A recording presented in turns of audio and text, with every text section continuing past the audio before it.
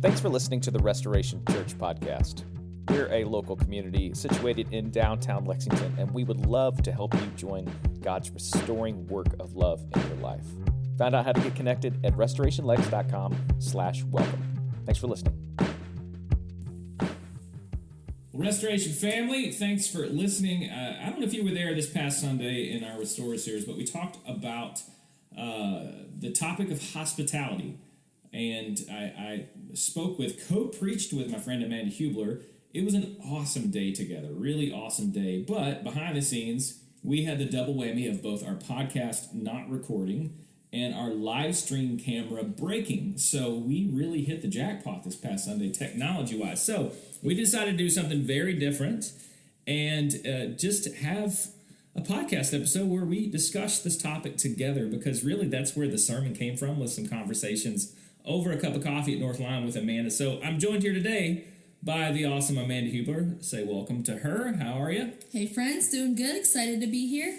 Awesome. Well, let's talk about this particular topic. In the series, we've unpacked a lot of different ways we join God's restoring work in the world. We talk about evangelism, we talk about service, mercy, and compassion. And I remember sitting across the table from you at North Line and thinking through, having seen you open doors for middle schoolers, having seen you kind of work to create space for some of these kids that maybe wouldn't otherwise have a space. And so when you think about hospitality in that way, what really draws you to this topic and this expression of God's mission in the world?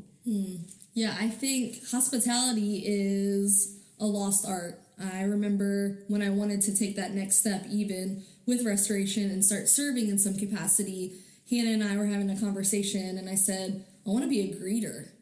I think it's the first and front lines of hospitality, and I think it's really important because people are coming in very different ways. Some people are regular churchgoers, have that background, have that history, and maybe feel comfortable in that space, but I would argue that most people don't.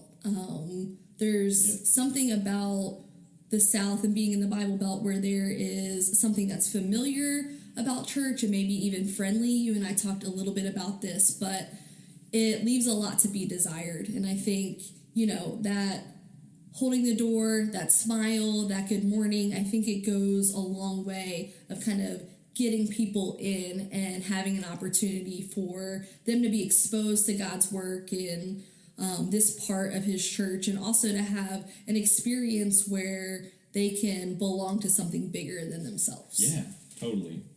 You're referring to a story I told. There's a couple that came to our church for a long time and then moved away, but they came from, I think, the Northwest. And she said to me that Lexington is a really friendly place, but it feels like you're hitting a wall when you're trying to get genuine relationships and friendships. So everyone is sort of friendly, but not everyone is kind of open to genuine friendship and relationship. Everybody's kind of got their own people, their own place, and they stay in those circles.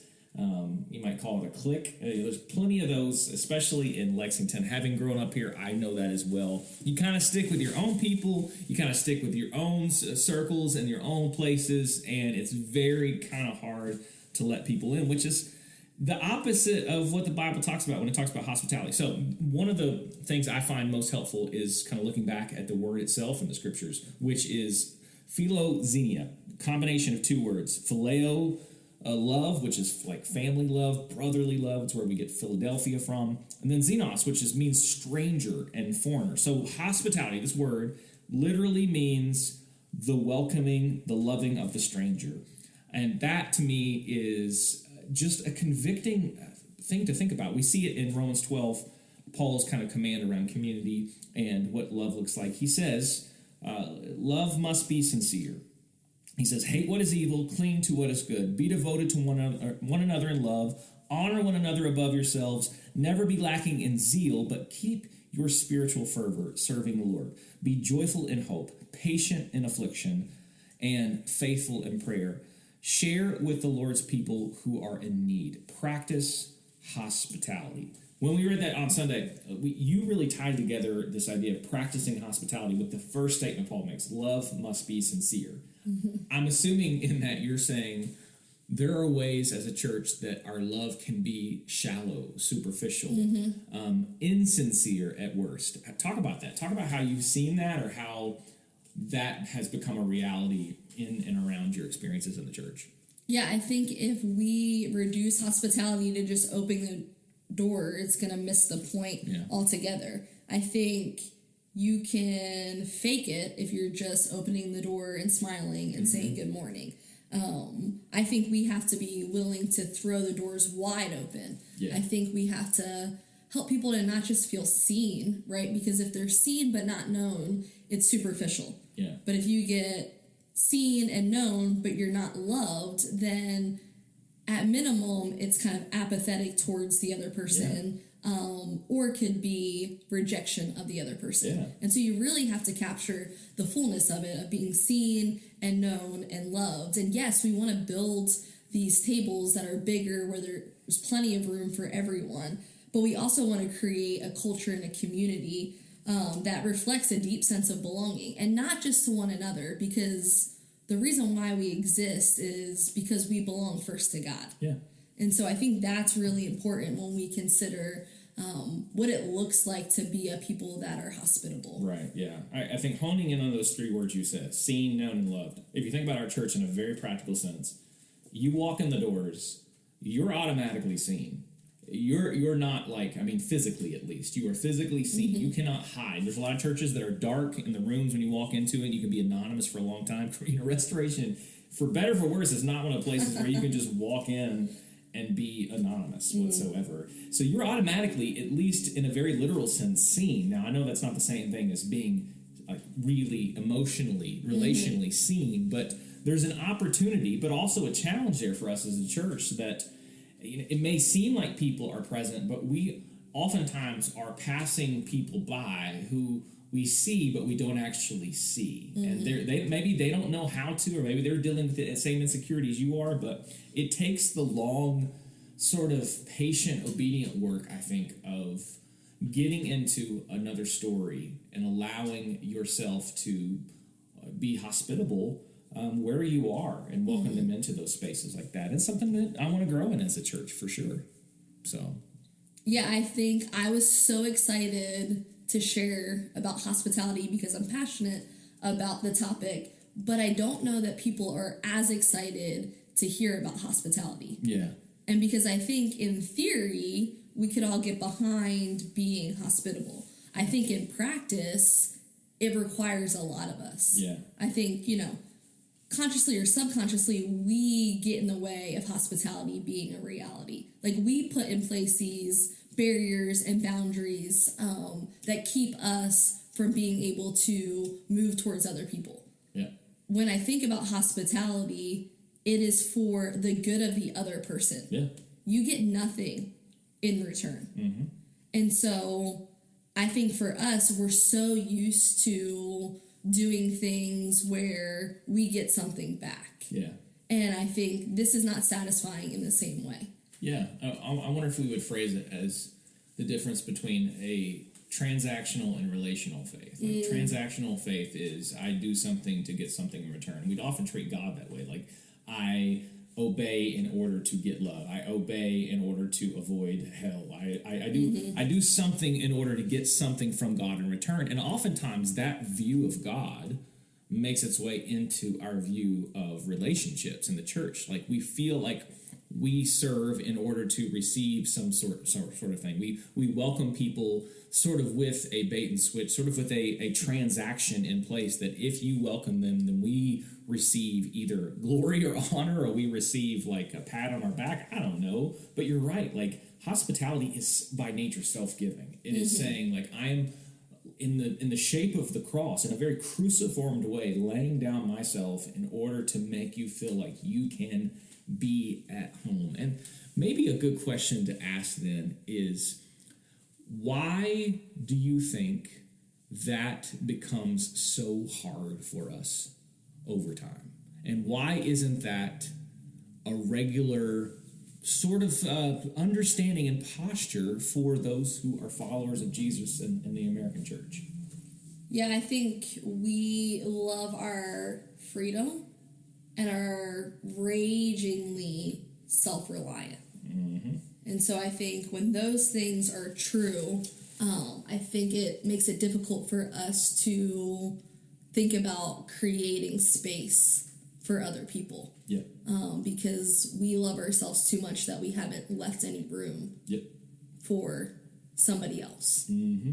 Yeah, and something you said, I think on Sunday, the idea that we feel like we have to create these perfect environments in order for people to be welcomed into our home. And in reality, it is the imperfection of our lives that is often more welcoming than anything else. I mean, when I'm in a perfect environment, like in a perfect home where everything is spotless and clean, I don't know about you, I feel extremely uncomfortable when in those spaces, because I feel like I'm going to mess something up or I'm going to make something dirty. I don't know, but when you walk into a home that is just lived in, just like when you walk into someone's story that feels lived in, it is so welcoming. And so I think what a person like me, I know I have struggled with this, is I feel like in order for my life to be a space of hospitality, there's a lot of things I have to get together first. There's a lot of spaces, literally and spiritually, figuratively, that I need to clean up in order for me to be a welcoming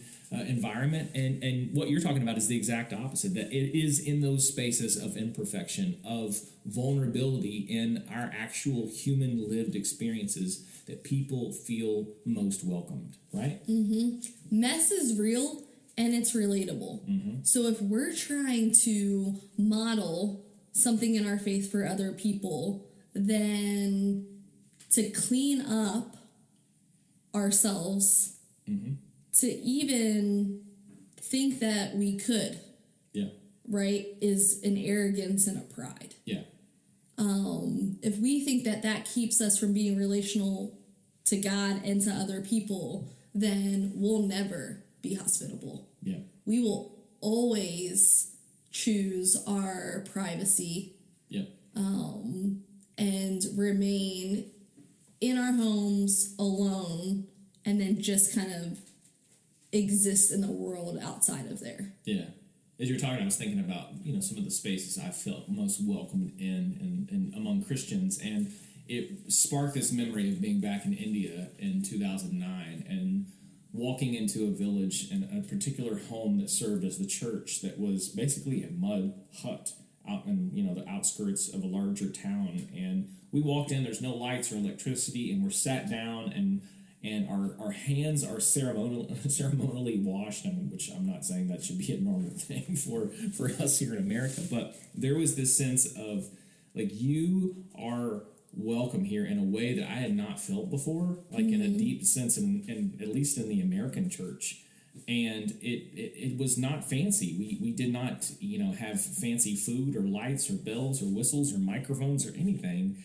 And it was just the presence of the people in the ordinary space of their life and their ability to just take what they had and use it as a means of welcome that really was transformative for my understanding and really the trajectory of my faith. And it changed me.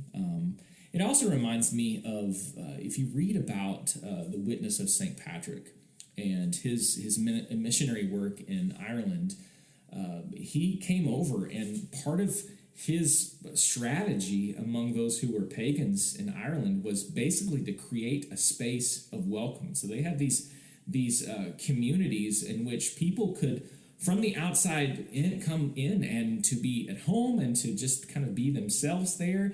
And gradually over time, one of the scholars, George Hunter's written about this, they found that they believed, and as they found that they believed, they were then welcomed into the faith. And so hospitality was creating this space of belonging before people could believe. And maybe I think that's a good way of understanding our call as a church, is of helping people belong even oftentimes before or as they struggle to believe. And belonging precedes that. A lot of times in the past in the church, or maybe even in the present, people have to believe in order to belong. And Jesus, and I would argue the history of the church shows that it is in this radical hospitality that creates space for belief where this can happen.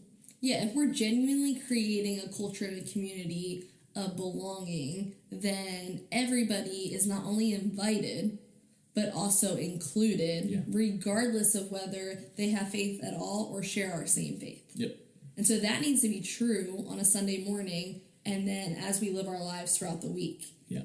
And if we are creating a culture of belonging, then people are also going to feel more than welcome. They're going to feel wanted, and they'll keep coming back if they feel wanted. Yeah, absolutely. One of my favorite quotes is from Henry Nouwen, who is in my Mount Rushmore of theologians. He says, hospitality is not to change people, but to offer them space where change can take place. I love that. Hospitality is not to change people, but offer them space where change can take place. That's another way of saying what we've been saying here, that creating spaces of belonging open doors for people to believe and to become like Jesus. And that welcome, that space of belonging is not secondary, but primary in our mission as a church, to be a people who are becoming like Jesus and welcoming others to do the same. I think that's so, so important. Mm-hmm. Yeah. Well, this has been a really cool conversation. If you're listening, Restoration, you can find more resources at restorationlex.com/reflection guide. If you want like some recommended reading, I would say Making Room by Christine Pohl, which is kind of an academic book, but is a deep dive into the history and beauty of Christian hospitality and how it was central to the mission of the church from the beginning. But otherwise, we are going to be continuing our Restorer series this Sunday, talking about justice with my friend Adam Jones. That's coming up. You can find more resources at restorationlex.com/reflection guide, where every single week all of our main points and community questions and links to scripture, all sorts of resources are there and ready for you. So just as we close, before we do, what are some real calls to action, some points in which you would say we can put this into action in our lives? Mm-hmm. Yeah, I think you could be a greeter here at church. Yes. I think you could help with coffee. You could help with family meals. We've got our chili cook-off coming up in a couple of weeks. That's a great place to plug in. I think very easy. Consider the things that you're already doing in your day-to-day life and inviting people to come do that. An easy way to do that would be on a Sunday after church. You're going to eat lunch anyway. Yeah. Maybe you go home and you make lunch and you invite somebody to come and join you. Or maybe your family goes out and somebody else can join you and you can go and do that together. And so I think we overcomplicate it. I think it's pretty simple, but I do think that it requires a shift in our head and our heart before it hits our hands. Yeah, I would echo what you said. I know in particular, like greeters are a volunteer need right now at our church. And a lot of that's because it's an easy front door sort of volunteering opportunity. And then people oftentimes move on to another opportunity and kind of leave those spaces. So if you are new and you want to greet, you can fill out our Connect card on the Church Center app, or you can find that linked on the website as well. That's a great way to do that. But as Amanda was saying too, I mean, this is not adding more things to your life. It's just simply being strategic with the life that God's already given you. So for instance, this month, if you just said once a month, that's not much. Once a month, I'm going to take one meal or coffee and share that with somebody in our faith community, or maybe somebody outside. That's a simple, tangible way just to be the welcoming presence of Jesus. So I encourage you to do that. Again, restorationlex.com/reflection guide to take the next step. Amanda, thanks for joining us. Yeah, thanks for having me. It's been awesome. It was awesome having you on Sunday, and we will see you guys this coming weekend as we continue our series Restores. See you then.